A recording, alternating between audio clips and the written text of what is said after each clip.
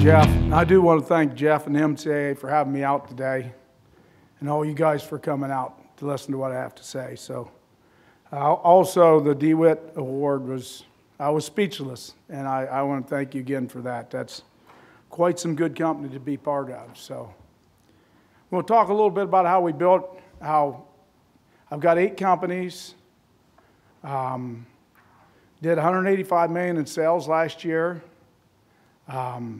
I'm going to talk a little bit about how I did things, how we built things, and mainly the vision behind it.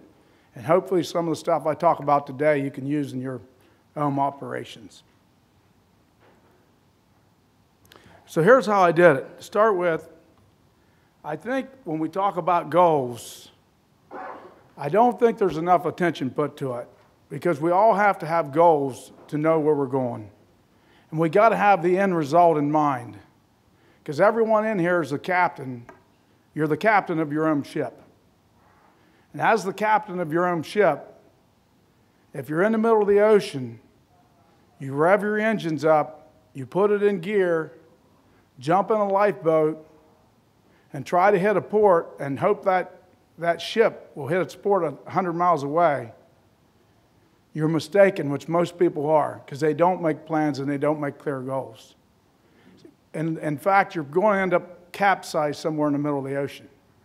But if you make your plans and you program it into GPS and you steer your ship to the destination, you'll hit your port nearly 1,000,000 times in a row. And if I was to drive from here to Ohio, to my home, I would have to make a first turn, a second turn. That's the road map that we all need to follow. Once we lay out the road map and follow that road map, we will reach our goals. The second thing I like to do is set clear goals for the company, so everybody knows where they're going at every company, and make sure everybody's pulling in the same direction.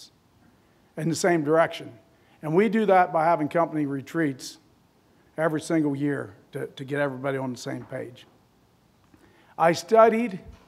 We'll talk a lot today about some stories I'm going to tell you, some of my studies, but something I've had to do is study every single day since I've been in my teens to know where I'm going. Because I can tell you this, we're going to do about $250 million in sales in 2024. And I got to be the first to admit, I have no idea how to run them companies at that size. I've never done it before. But I want to tell you this. I will be studying, as I am every single day, of people that's been where I'm going. Because I know if I study the people that's been there and I take the same turns they took, I'll get the same results. I selected role models. And I recommend all you guys select role models. We'll talk about that in a little bit. But some of my role models, I'll give you, one of them is my youngest daughter, Addie. When Addie doesn't care about anything, but yet she's still responsible. And when she was a baby at 1 year old, I would look in the crib, and you know where most babies want you to pick them up, start crying, she would just start laughing. And she's carried that throughout her life,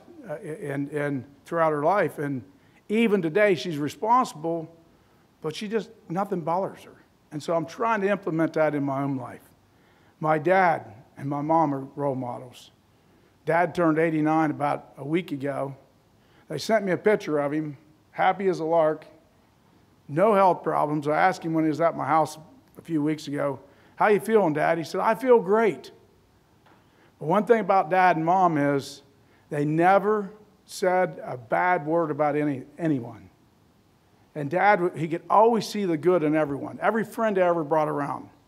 You know, if a rumor was on the street that the guy was on dope, Dad would say, "Well, is he a good worker?" You know, he'd find something good in him.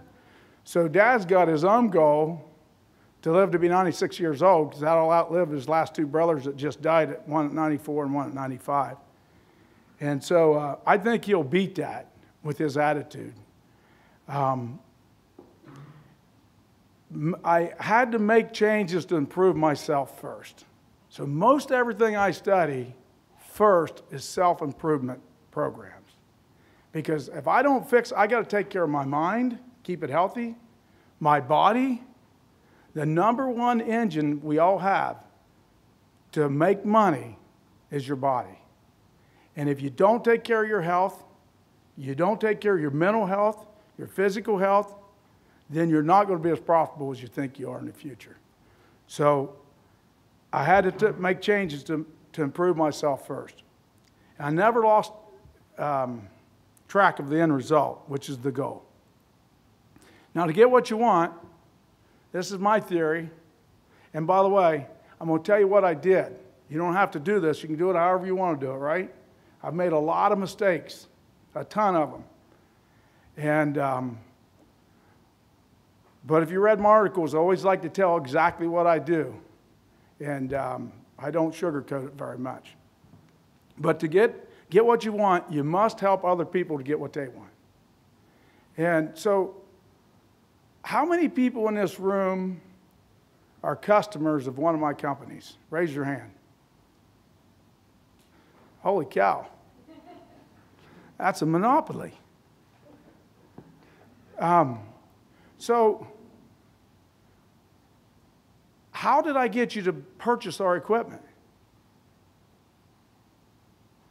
I mean, did our competition, did my competition, they talked about today when I got the award, about writing articles every single month. I spend hours and hours writing these articles to help the competition and to help other mason contractors. I don't think any of the other equipment suppliers are doing that. And so my question to all you guys is, what are you doing different to help your customers? Do you have a better schedule? You have better offerings? What do you do different to help your customers? And I had a customer call me, this has been probably 2 years ago. He said, Damian, he said, I just called you, wanted to let you know that I read a contractor tip of yours, and you made me $100,000 reading that tip. And I'm like, really? What tip was it? And he said, you wrote this tip about seeing things before anybody else could see it. And he said, in the tip, you said, if you can see it, you got to act on it immediately.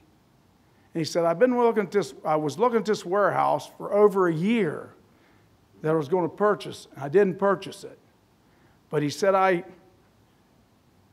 read that tip, laid down the magazine, I called the guy, and I bought the building. He said the very next day, I got a phone call from somebody else that was trying to buy the building that offered me $100,000 more than I paid for it. He said, I really appreciate that. And I thought to myself, you know, I wonder if you would take $20,000 of that, you're a mason contractor, and invest in a little bit of our equipment when you need it. Whose equipment's he going to buy? Most likely he's going to look at our orange stuff. Now, I don't know whether he bought it or not. In fact, well, I guess I do know he bought some. So anyway, that's how we help other people. And when I talk about studying, training, and learning, two of my favorite authors are Earl Nightingale and Napoleon Hill. Earl Nightingale said, he wrote this book called The Strangest Secret. The Strangest Secret, it's a long book, a lot of good points in it, but there's one theory of the whole book.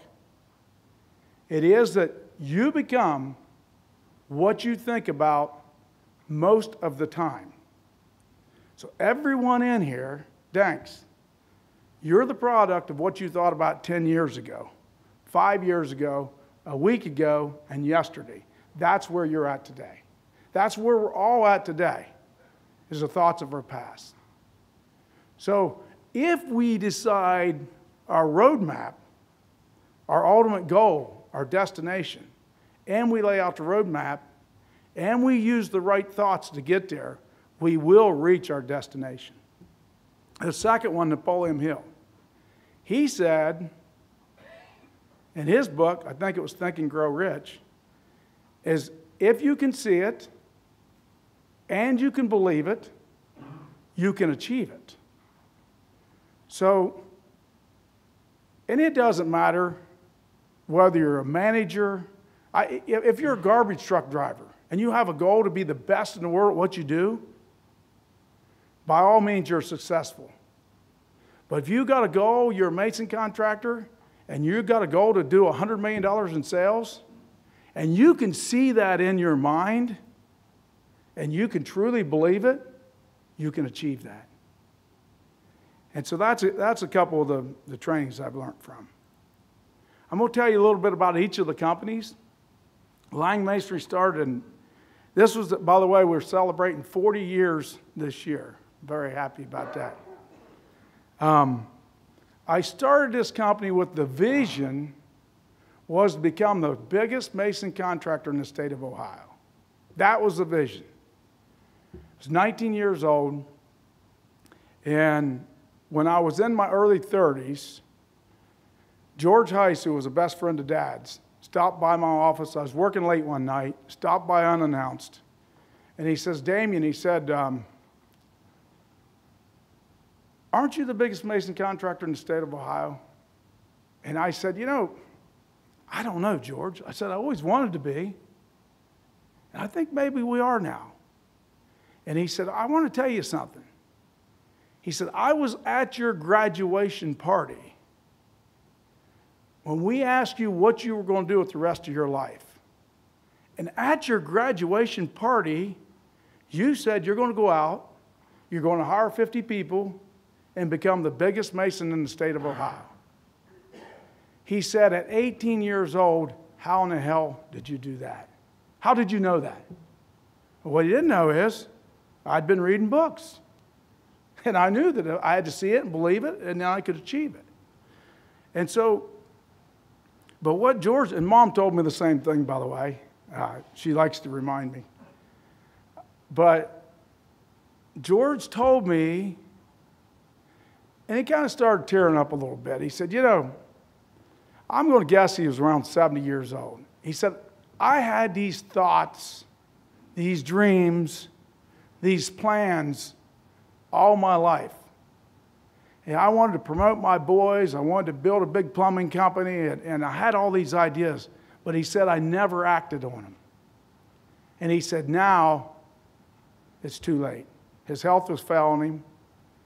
And he said, I can't. He said, it's just too late. And he said, I'm so proud of you acting on them, on your having goals and acting on them. So I think that conversation led to a lot of these other crazy things I did. I thought, when you have a thought, you better act on it. Because if not, I'll be just like George at 70 years old, tired. Lang Masonry did $38 million in sales last year, and still growing. EZG Manufacturing, and when I'm talking about this, I know I got some partners in here today. I'm probably using a lot of I's, and I'm sorry about that, but because I know we build all these things together, so thank you for that. EZG Manufacturing, this was a company that I know there's a lot of users of our equipment. It started out with the grout hog. I was bucketing concrete, and one day we were in Ellenboro, West Virginia, building a window factory. We were building these elevator shafts, and we bucketed probably 6 to 8 yards of concrete. Poured it in the walls. I was so tired. It was like 90 degrees out. I'm sweating. I'm trying to lay 12-inch block, and I'm shaking like this, and I'm thinking, you done wore yourself out. And so I thought to myself, what if I could take the weight of that concrete from that hopper that we were setting on the scaffold and put it in the wall without handling the weight of the concrete? Well, I had read a book that said, if there's a flaw in your industry and you can fix that flaw, you get a wee little percentage of everything you save that industry. And so I set out, and we started. It took 10 years to invent the grout hog. We were in the 80s when we started. And after probably 10 models, prototypes, and by the way, I crushed them all up, not thinking this thing would ever go anywhere. I should have kept them. But finally, we got onto things. We put an auger in the bottom of we put this tube on it. Dan Kern was helping me, who became my partner. And I knew once that concrete got back in that tube and that auger was turned, it couldn't back up and would solve all these clogging problems we had. So we built that thing, and the original business plan called to sell 40 grout hogs the first year and 100 the second year. We sold 120 the first year and 410 the second year. We were off to the races. But we had a problem. They didn't wear out, which was a good problem to have because we had a hell of a lot of happy customers, you know? And so we decided to reinvent ourselves again. And I had these things on the job site. I was mixing mortar in my teens, and when that mortar mixer would catch, and that handle would catch me in the chest and throw me over the back, I was a little guy, you know? And I always thought, we got to solve these problems. So I had this ideal for a different type of mixer, and I didn't have the money or the resources to build it at the time. So I called, well, I was at the World of Concrete because we had the grout hog out. So I went to the local booth, all the booths where they were building mortar mixers, the big guys, and I called the engineers. One of them took me up on it. I brought him to my place in Ohio, and we had his mixer sitting on the show floor. And I said, or he asked me, he said, what's wrong with my mixer? I said, well, it loads here, and it dumps down here. The bottom of the drum's 2 foot off the ground. Why don't we set the drum on the ground and lift the material with cylinders so the labor doesn't have to lift it? And he said, well, if we do that, we'll have to take the wheels off the mixer because you can't tow a mixer when it's sitting on the ground with the wheels. And I said, well, the wheels are in the way anyway. And he said, they can't be in the way. And when I asked why not, he said, well, we've been putting them there for 35 years. All right. Well, I said, they've been in the way for 35 years. When I was in my teens, I'd have to take the wheelbarrow and push it sideways, turn it sideways to load the mixer. I said, just get the wheels off of there and we'll load them with forklifts, commercial masons. And I told him about the rubber blades. I said, your rubber paddles, and he probably took it as an insult. I said, your rubber paddles last 3 weeks and they're gone. So I either have to replace them or beat that mixer with a sledgehammer to clean it up. And so I was taking car tires and a heavy-duty grinder and cutting them blades out of car tires. So later when we invented it, we made them out of car tire type material, the blades. But anyway, I told him about the electric start, and I said, if you want to build this thing together, we'll revolutionize the industry. Never heard back from him for about a month. I called him on the phone, and I asked the guy, I said, hey, what do you think about that mixer? You ready to go? He said, Damian, he said, I took this back to the group, and they had decided that it will double the price of a mixer, and if you're going to double the price of a mixer, you'll never sell it to a mason contractor. And I said, so you're giving up on it? He said, yeah, we're out. So I go back to the team, and, you know, we kept selling grout hogs, and, of course, the masonry company was doing pretty good, so we decided to build it ourselves. And it was a hard sell at first, but I am proud to say now that we estimate 90% of the mason contractors in the country that's commercial are now using our type of mixer. That's something we're pretty proud of. But what I was going to tell you about the books, I had read a book on equipment because I knew if I was going to invest in equipment, I'd better go find out what the hell it is I need to do for the equipment industry. And it said that only 30% of the price of a piece of equipment is incurred the day you buy it. So what he didn't know that I knew, that even if they paid double, they'd still be ahead long term if they used them type of mixers. And after the mixers, we got into hog leg wall bracing systems and a lot of other systems as well. So, and that company did $43 million last year. Wolf Creek Contracting, and I ain't recommending you do all this stuff, okay? Make sure you get it right, because I've lost a lot of money that I probably could have not lost had I not been in such a big hurry all the time. But I don't have any patience either. I want to do it, I want to do it now, right?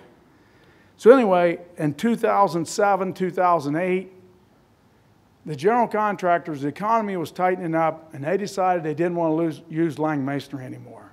They were using guys with a beat-up pickup truck and an old wheelbarrow, and if you were paying the health insurance and them kind of rates, they weren't going to use you. So I decided to go out and start Wolf Creek Contracting and bid to work just to get the masonry, and then I would sub the rest of the work back to the plumbers and electricians and everything. And it kind of took on a mind of its own. And last year we were off a little bit due to some hold-ups and stuff, but we still did $32 million in last year, and it's growing as well.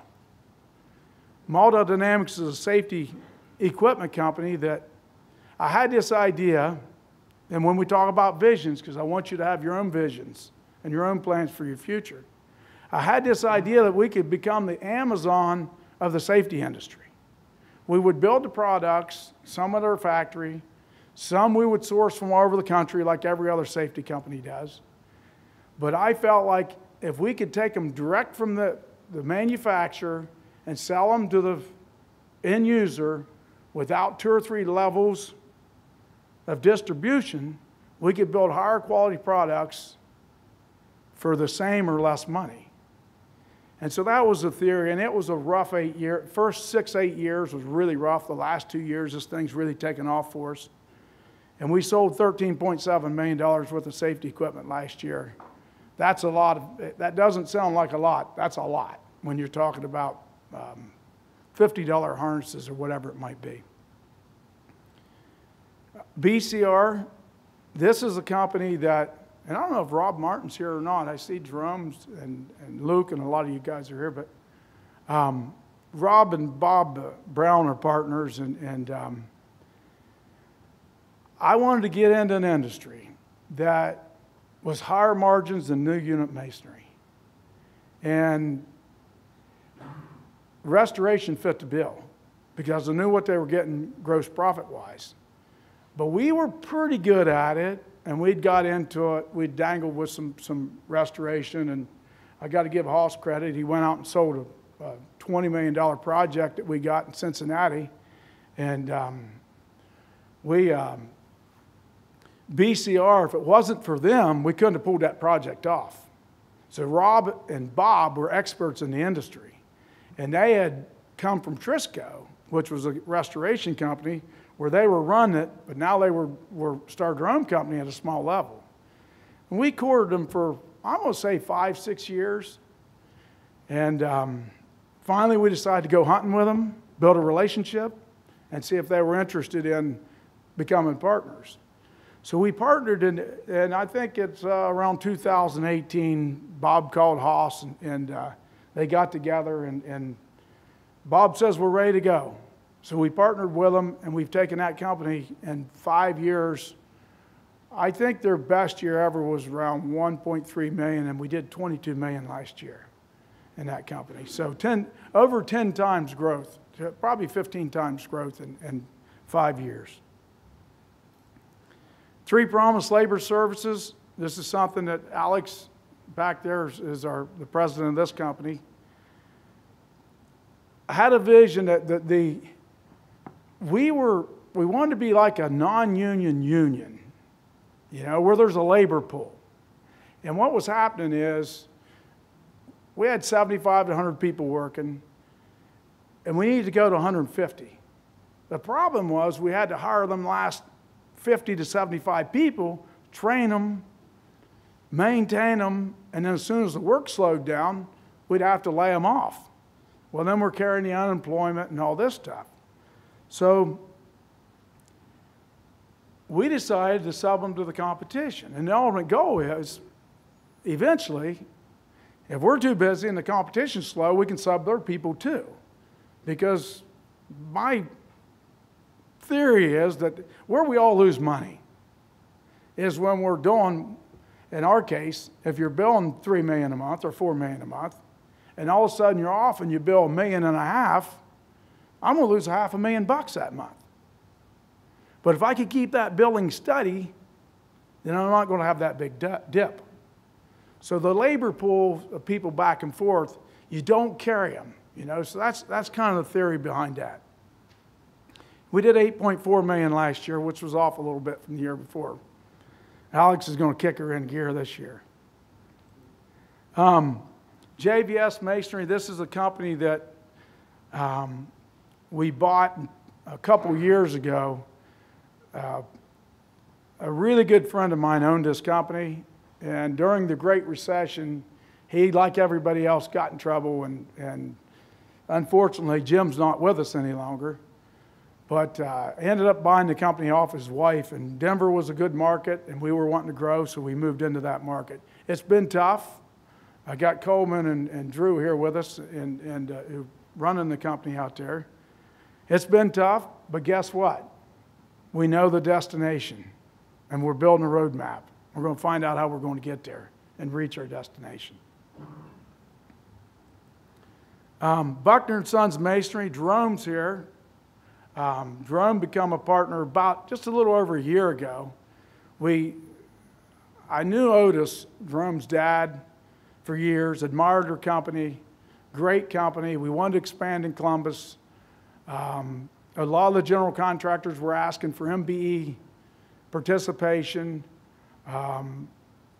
They're a great company regardless, but we do utilize that if we can, or we will maybe in the future on some jobs when they want that participation. And we're a minority in that company, so.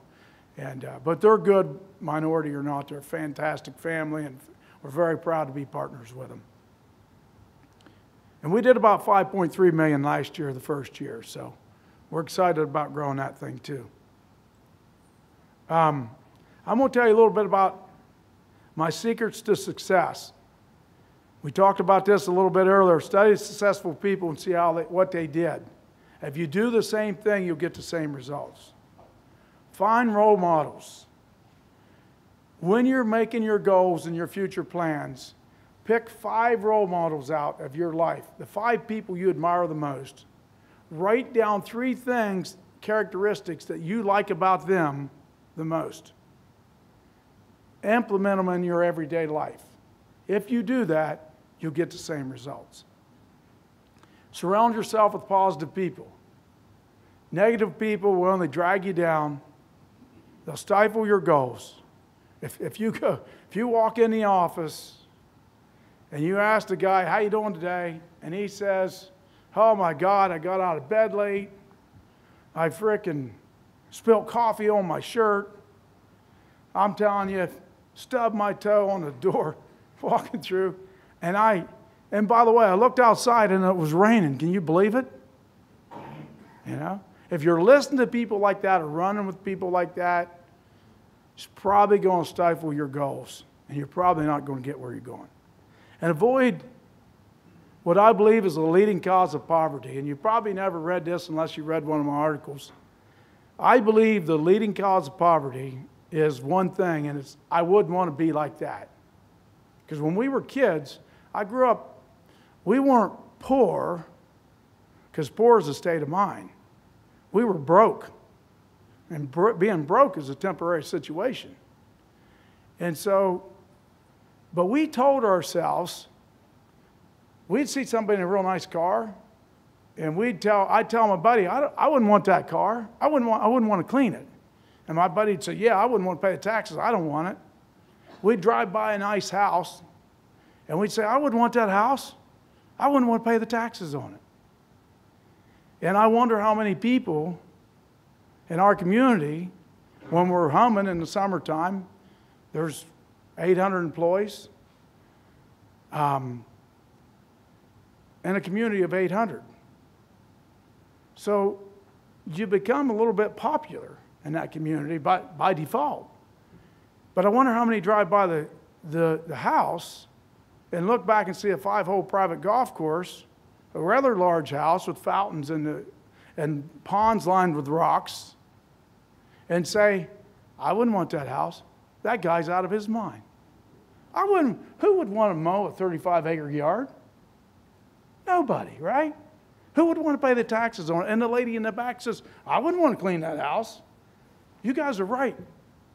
So what I had to do, because I knew this, and again, I listened to it, and I'd shoot myself in the foot when I was doing better because I didn't think I deserved it. So I had to take a program and tell myself, and I wrote out this one paragraph for myself that I repeated every day, that I do deserve to be wealthy. I do deserve to get ahead. It's not, I deserve this. I deserve what I get. So avoid the leading cause of poverty, and that's one sentence. I wouldn't want to be like that. Get rid of it out of your vocabulary. Find ways to benefit your customers. We tried this, or we talked about this a little bit ago, other than what you're trying to sell them. Be prepared so you can get lucky. If you have a roadmap, if you have a destination, and you have a roadmap, and you're following your roadmap, what happens? What is the definition of luck? It's when preparation meets opportunity. So if you have your roadmap and you're following it, when opportunity presents itself, you will get lucky. But you've got to have that destination, that roadmap. Set your own goals and write them down. Once a goal is written down and set, it's already 50% accomplished. Just setting it and writing it down, you're already 50% of your way to reaching that goal. Do the one thing you fear to do, and you'll have the power to do it. Now, this is something, again, I read this in a book years and years ago, because when I was 19 years old and struck out on my own, my boss had threatened me to, well, he had me manage as part of his company, and I told him to buy the guys Gatorade for a break because they're dropping like flies, because I was running things. And he said, Damian, he said, you want to buy Gatorade, start your own company, and go buy all the Gatorade you want to buy. And I thought, I'm not going anywhere here. So I went and bought the Gatorade, and also bought an old beat-up mixer and a truck, you know, and went to work. But so anyway, but when I started out, I was scared to death. And I read this book that says, do the one thing you fear the most, and you'll have a power to do it. So I thought, what do I fear most? I went into this. One thing was this guy, John Stilwell. Brother Dean was here. He could back me up on this one for sure. But John Stilwell was the guy that controlled all the work in Parkersburg, West Virginia, and Marietta, where we were doing the work. RCDI was the name of the company. This guy was great big. He was red-faced and meanest guy you ever worked for in your entire life. And I asked him one time, I said, John, we went to the job site. We were building this. It was a 9-acre building. We were doing the bottom 6 courses around the bottom of it. And I told him, I said, John, we don't have no water here. You're responsible for the water. And he says, Damian, he said, you know what? I don't want to say it how he said it, but he says, you're a crybaby, with some other uncertain words. I mean, as loud as he could scream. Scared me to death. He says, you go get your own water.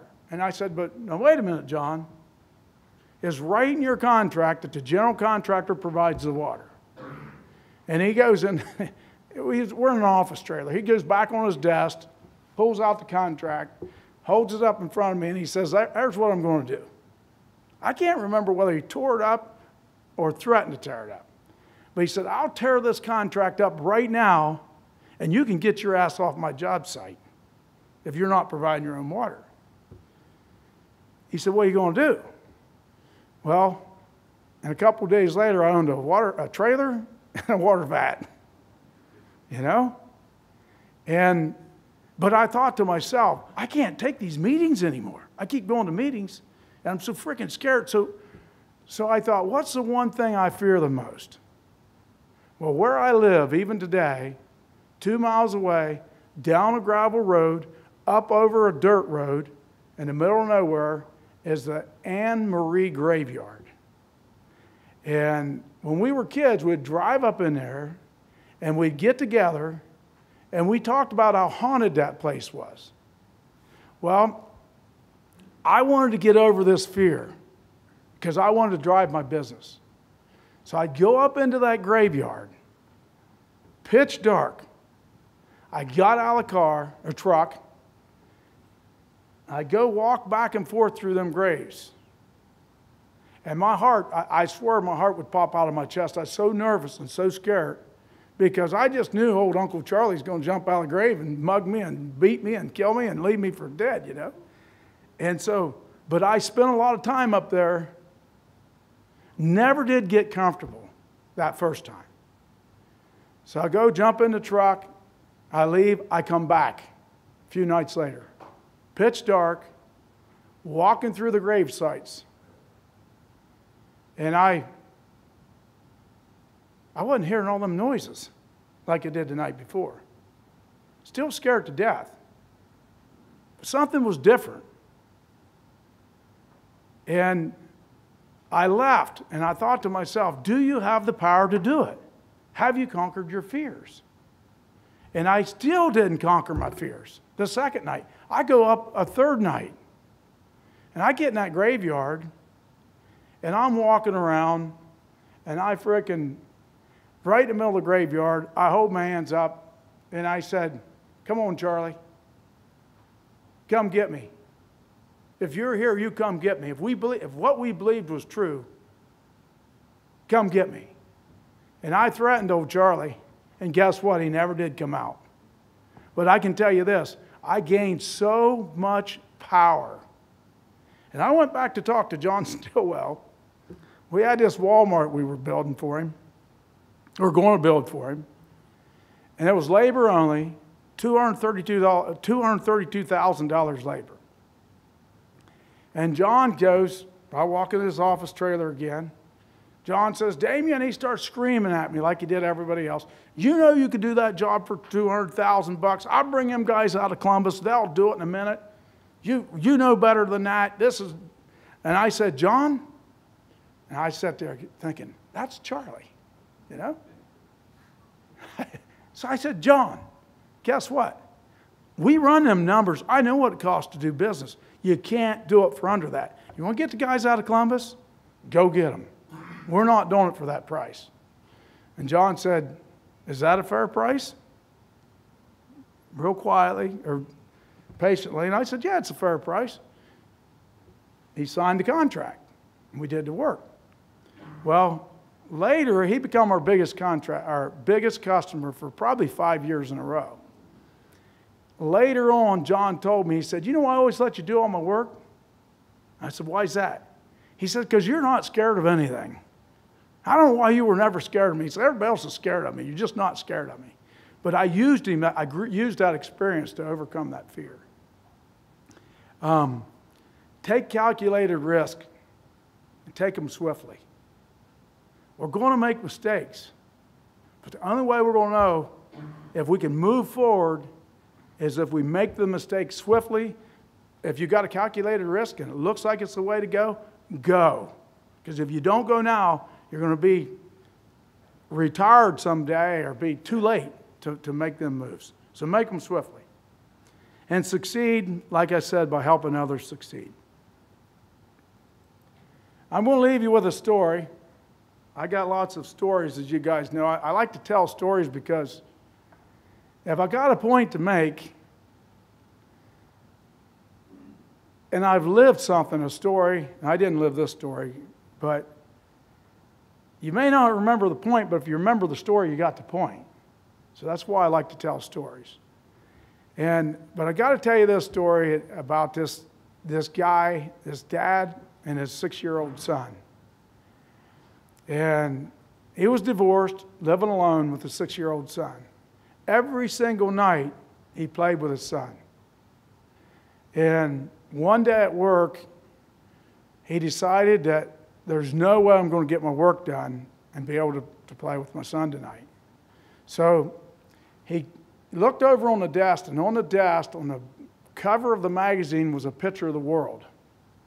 So he tore off the cover of that magazine, the back cover, took the scissors out and cut it in a lot of parts, put the parts in his coat pocket, and went home.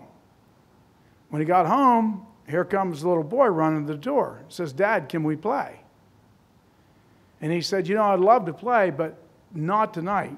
But I do have an idea. He went on the kitchen table, laid out the parts, laid out all the pieces of the puzzle. He said, son, I'm going to tell you what I'll do. You put this puzzle together. As soon as you get done, we can play. He gave him some Scotch tape, and he said, tape it together. The boy goes to work. He goes to his office. 20 minutes later, he hears a knock on the door. It's a little boy. And the little boy says, Dad, he's holding up a picture of the world. And he says, Dad, he said, I put the world together. Can we play now? And the dad said, well, son, there's nobody here in this house but me and you. You couldn't have possibly done this. How did you know where the continents were at, the states? How could you possibly know how to put the world together in 20 minutes? And the little boy turned the page around.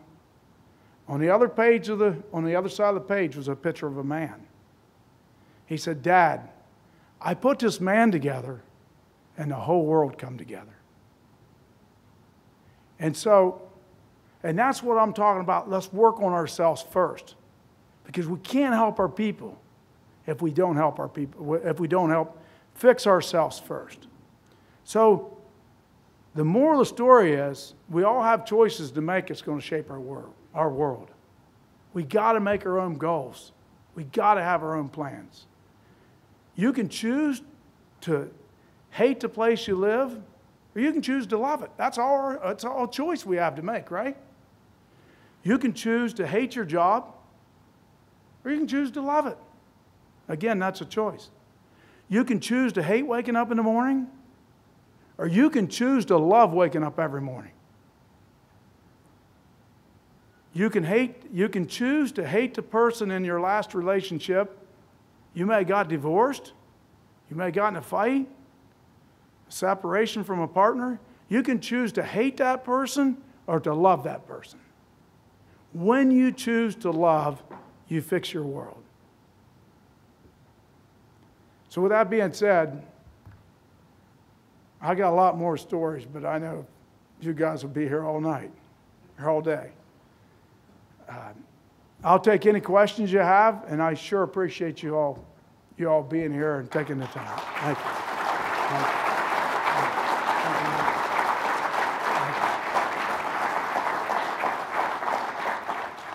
I appreciate it. Thank you very much. Any questions? Wow. All right. Well, thanks again. You got it. Thank you, Jeff.